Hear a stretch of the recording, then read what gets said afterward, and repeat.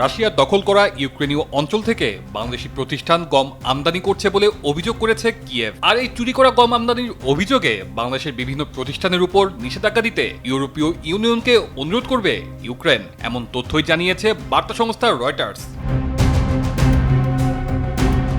ইউক্রেনের দক্ষিণ এশিয়া ভিত্তিক একজন শীর্ষ কূটনীতিক জানিয়েছেন, ঢাকাকে একাধিকবার সতর্ক করার পরও এ বাণিজ্য বন্ধ হয়নি, যার জন্য তারা এ পদক্ষেপ নিতে বাধ্য হচ্ছেন। তবে রাশিয়ার দাবি, অঞ্চলগুলো এখন রাশিয়ার অংশ এবং তারা নিজেদের গমই রপ্তানি করছে। রয়টার্সের কাছে থাকা তথ্য বলছে, ইউক্রেনের নয়াদিল্লি দূতাবাস বাংলাদেশের পররাষ্ট্র মন্ত্রণালয়ে চলতি বছর একাধিক চিঠি পাঠিয়েছে। ওইসব চিঠিতে রাশিয়ার কফকাজ বন্দর থেকে আমদানিকৃত 1.5 লাখ টনের বেশি চুরি করা গম প্রত্যাখ্যানের আহ্বান জানানো হয়। ভারতে নিযুক্ত ইউক্রেনের রাষ্ট্রদূত ওলেকজান্ডার পোলিশচুক বলেন, চিঠির বিষয়ে ঢাকা কোনো জবাব দেয়নি, যার জন্য ইউক্রেন এখন বিষয়টি ইউরোপীয় ইউনিয়নে উত্থাপন করবে।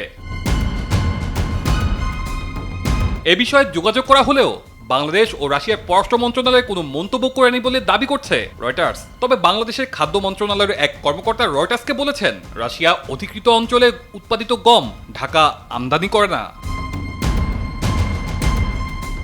রয়টার্স বলছে, ইউক্রেনের দূতাবাস বাংলাদেশের কাছে 4টি চিঠি পাঠিয়েছে।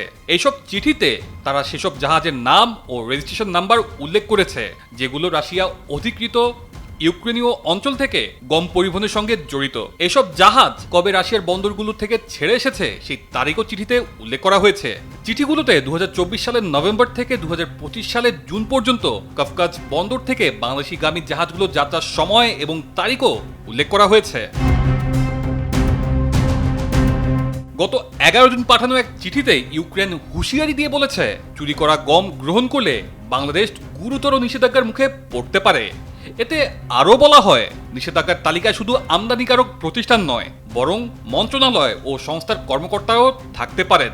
এক বিবৃতিতে ইউরোপীয় ইউনিয়নের পররাষ্ট্র ও নিরাপত্তা নীতির মুখপাত্র আনিতা হিপার বলেন, অভিযুক্ত জাহাজগুলো বর্তমানে কোনো নিষেধাজ্ঞার আওতায় নেই। তবে ইউক্রেনের খাদ্য নিরাপত্তা ক্ষুণ্ণ করে এমন কর্মকাণ্ড, বিশেষ করে চুরি করা গম পরিবহন যদি প্রমাণিত হয়, তবে ভবিষ্যতে নিষেধাজ্ঞা আরোপ করা হতে পারে।